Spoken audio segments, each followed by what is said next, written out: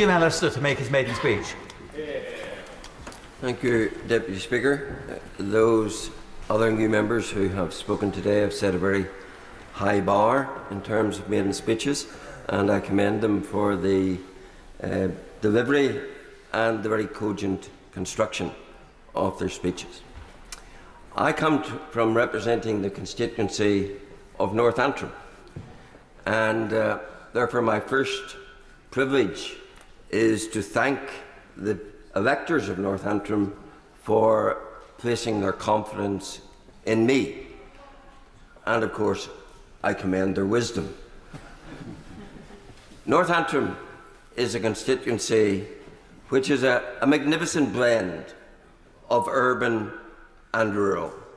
We have the county town of Ballymena, we have other main towns like Ballymoney and Ballycastle, and we have a great patchwork of villages and small towns like Bushmills, whose famous products some in this House may be familiar with, and other patchwork villages which have excelled in national competitions, Britain in Bloom and all of that, villages like Bashane, Hockle, Cullybacky. So it's a wonderful place to represent.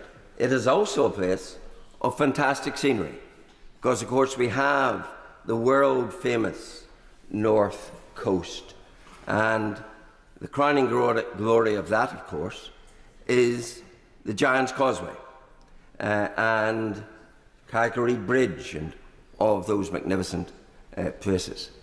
And of course we have inland iconic tourist attractions like the Dark Hedges. And so I say to members of this House, if you've never been to North Antrim, then it's time to put that right. What's been keeping you is my question to this House.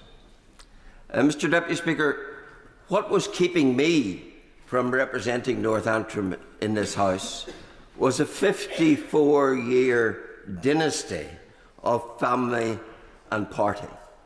From June 1970, North Antrim was represented in this House by Ian Paisley, father and son.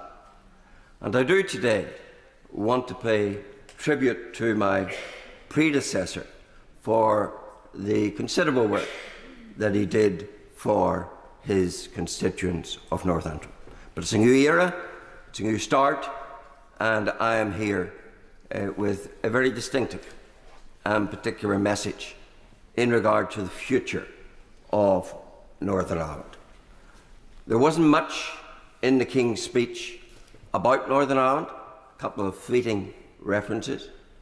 It was a disappointment to me that there was nothing to address the disenfranchising of the people of Northern Ireland. Let me explain. Those of you who come from England, Scotland and Wales come to this House as a Parliament which, in tandem with, if you have them, devolved institutions, which collectively can legislate for all the laws that govern your constituents. Sadly, we cannot say that about my constituents or any constituent in Northern Ireland, because in 300 areas of law, sovereignty over making those laws has been surrendered to a foreign parliament. We are now subject to the last government's protocol Windsor Framework arrangements, subject to the making of laws governing our trade, our agri-food industry, much of our economy, much of our environment, by laws that this House cannot make, that Stormont cannot make, but are made in a foreign parliament. And then, colony-like, are imposed upon Northern Ireland. Now, the Labour movement has a very proud history of opposition to colonialism. But this government inherits a position whereby it is presiding over a colonial situation of a foreign jurisdiction administering laws, decreeing and legislating laws in a part of this kingdom.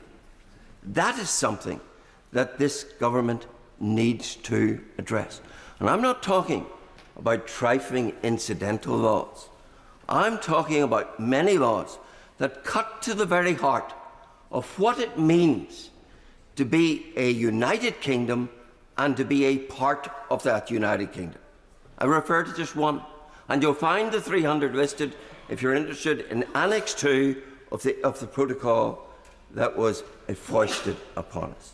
I refer to only one: the subjection of Northern Ireland to the EU's customs code.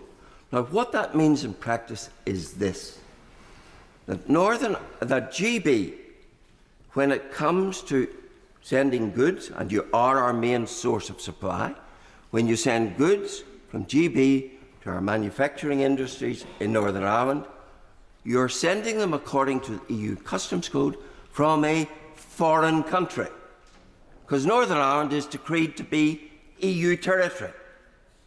Now, that is an unbearable constitutional and economic affront. And that is something that I say to this government.